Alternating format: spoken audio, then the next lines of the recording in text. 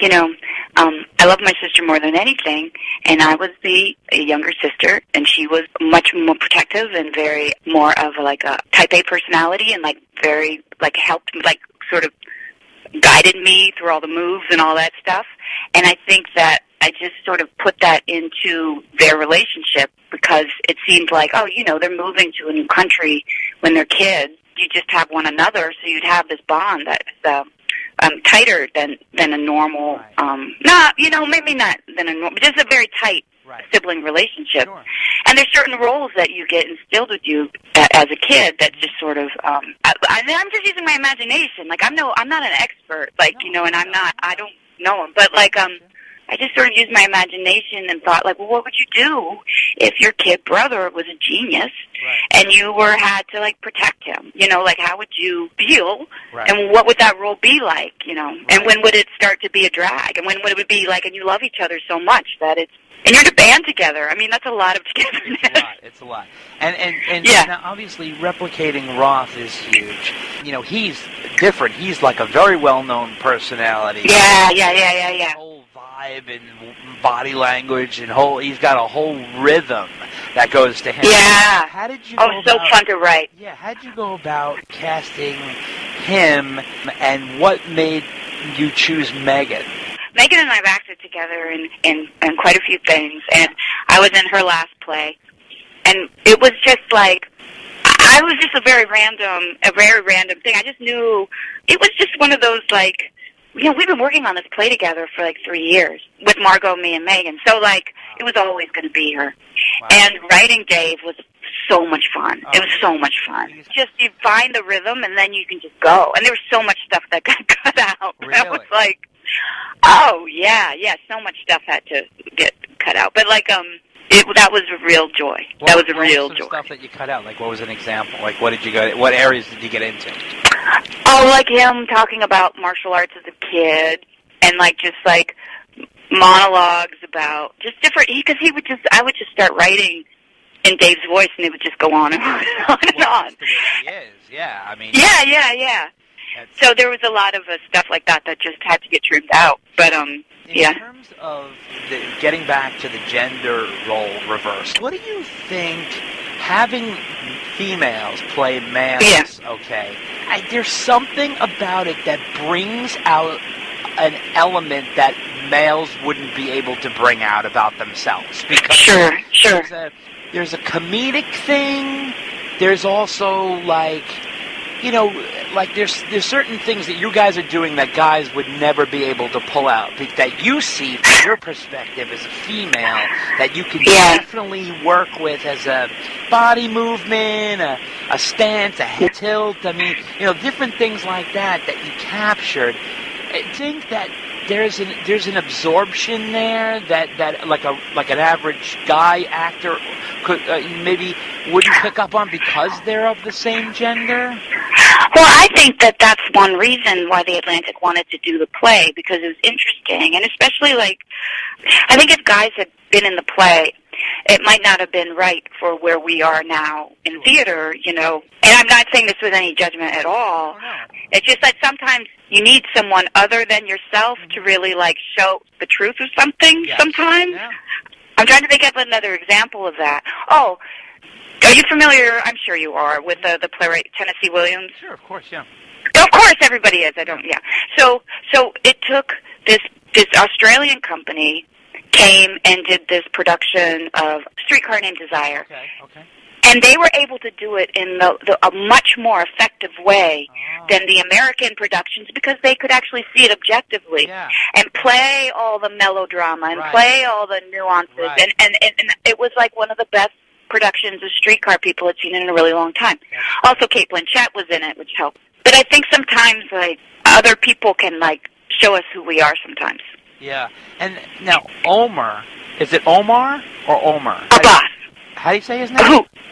The gentleman? Yeah. The gentleman Omar? playing? Am I saying it right? Yeah, it's a different name. It's Abbas. Oh, he just calls himself Abbas? Yeah. Oh, okay. I thought it said on the thing that his first name was Omar. Oh, you know, that might be true. Oh, okay. I apologize. Okay. He goes by Abbas. Is that how he goes? Yeah, he does. Yeah. So Abbas, he was. Well, oh my God, he was unbelievable. He's amazing. He's amazing. I know. Yeah. And now let's wonderful. This is unbelievable because he has a whole other perspective. Now he's a guy, obviously, but he's not doing a Valerie Bertinelli impersonation. He's doing the role of the wife.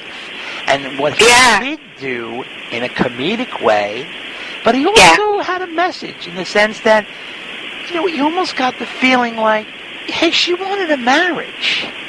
You know what I mean? And she couldn't be in a three-way marriage with her brother and with Dave. And, it's like insane because, it was like you could see it was taxing on her. And, I know. And Eddie is... He's obviously, he's not the average husband who's going to be going to work and coming home. He's all night, and he's got a song in his head, and he's got to get it out, and that's the way it is because I've seen it. Okay, and then there's a little bit of a jealousy thing there, like, oh, work on my project, and maybe you can work with me, but maybe she also wanted to be with him because if she worked with him, maybe she'd see him more. Well, I feel like, listen, once again, I don't know them. And I have so much respect for everybody involved. I really, really do. But I really tried to write Val as being a hero, and very much like I just feel like she's asking for reasonable things, Right. I did want it to be like, a woman comes in the middle of a band and messes up. I wanted Val to have agency. Right, No. I mean, I like Yoko, but I wanted Val to have agency and be the smart one in the situation, and the reasonable one in the situation. Absolutely. Yeah. And Abbas just is so funny. He really. Oh, forget it. He's just one of those people. You could just put him on television right now. I mean, he. Oh, absolutely. Absolutely. He has a unique presence. It's also funny because he's a big guy. He's tall, and you look way smaller than him. So there's a funny physicality there too. So what's that like to play off of? Because he's so big and towering and very pronounced, and you're kind of sheepish and smaller, and how does that work? Oh, it's just fun. It's really fun. He's great, and we have a good time. And you just have to pretend to be really serious, in a ridiculous situation. Absolutely. Yeah. And so do you also think that in doing your research and writing this play, that Dave kind of in public gets a little bit of a bad rap, that he actually sort of was a better guy than most people think he was, in the sense that he was very supportive and upbeat, and he was very, granted, ego came into play, and that's for sure. Sure, yeah. But, and that happens with all the best of them, but maybe he did sort of, he did have a point when he said, that he did have an assist in bringing the spotlight to these guys. Yeah. Don't get me wrong, they had the talent, but he did bring them the spotlight in the sense that he knew how to work the videos, he knew how to work the crowd, he knew how to draw the attention. So it's like the peanut butter and the chocolate is the one I always use to make the Reese's. You know what I mean? He just, when the two come together, and I thought it was such a great idea when you had them shake hands for that to be that sort of cosmic moment. And it really is. It really is. So tell me, did you have that sort of understanding about him after reading into the whole situation? Well, there are two sides to every story, of course, and I don't mean to be diplomatic, but, I really have to say I was really trying to write it so, each side thought they're absolutely in the right, and really trying to, bring out those elements. And I think Dave, once again, who knows what really went down, but I think Dave's got a lot of really great qualities, and he's also, I'm sure, crazy to be around, and I'm sure that there was so much drugs and all that fame stuff makes you insane, so who knows? Right. But I don't think that you can really point to any one person and say, this person was right and this person was wrong. I think it was a combination of a bunch of different things. I love Dave. Yeah. I love Dave. Yeah. But, I don't know. Okay. I was trying to make sure that everybody was right in their own mind, Sure. And Alex is trying to keep his family together, keep the brotherhood going. Dave is trying to keep the band together. His attitude was, man, I'm married to the band. And that, I think, is such a driving point home. Eddie wanted a relationship. He was sort of a geeky, sort of nerdy sort of guy who wanted to be home with his wife and making his music and doing his thing. Yeah. And Dave wanted to be climbing the mountains and taking... Well, it's because they were opposite people, you know. And introverts need to be alone to gather energy. Extroverts need to be, like, do crazy stuff to gather energy. It's just different. But isn't it the yin and the yang and the tug of war that makes the spark, though? I think so, and that's the thing, you know. Life is crazy.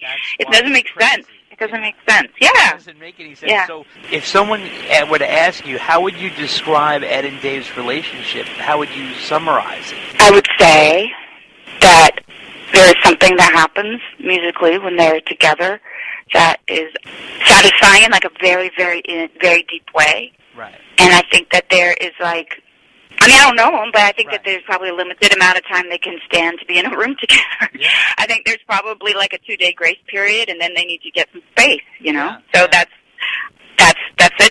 It's like family, I would think. Yeah, yeah. And also, in the play, you get into that moment, okay, where at the end, was Dave pushed over the edge?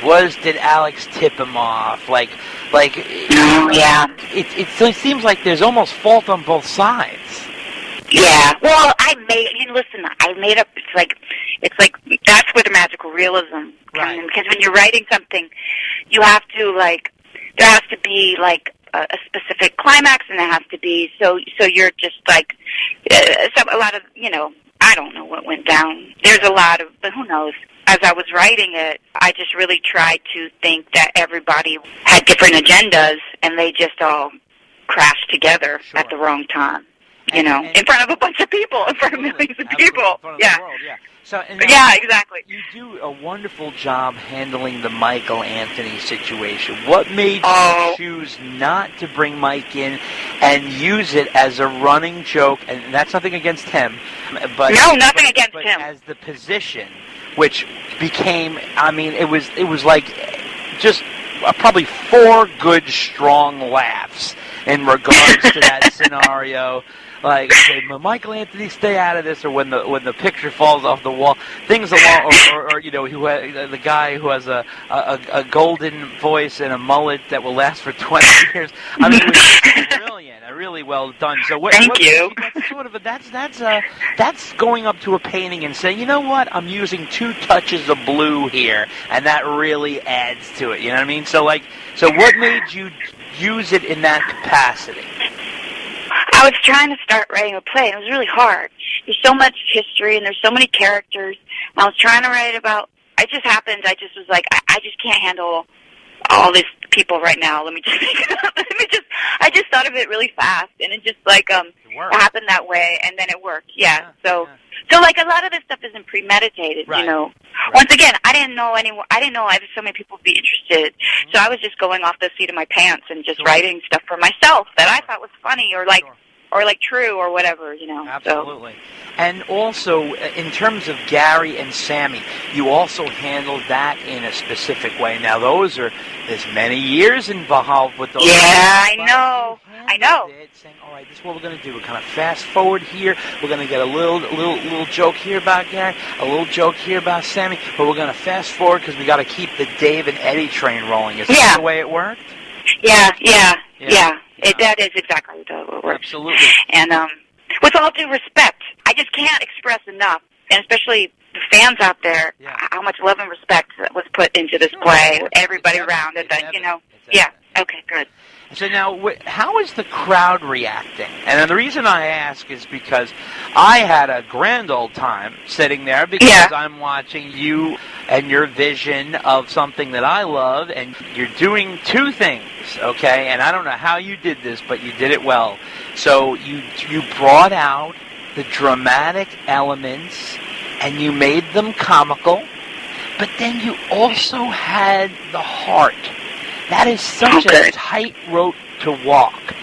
So you brought out the heart and the love without it getting gushy or weird, and you also heightened the drama for the comedy. So how did you walk that line?